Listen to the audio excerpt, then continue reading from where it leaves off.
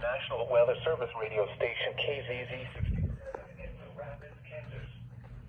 During potential or actual dangerous weather situations, specially built receivers are automatically activated by the signal to warn of the impending hazard.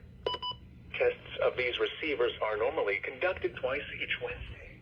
The first test will occur around noon and the second near 7 p.m. When there is severe weather, severe weather in the area, until the next good weather day.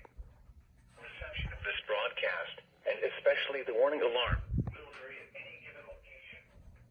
This variability greater distances from the transmitter will occur, even though you are using a good quality receiver in perfect working order. To provide the most consistent warning service possible, the warning alarm will be activated only for selected watches and warnings affecting the following counties: Marshall, Potawatomi, Riley, and Washington.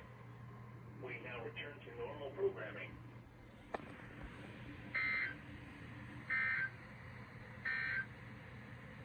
Here is the hazardous weather outlook.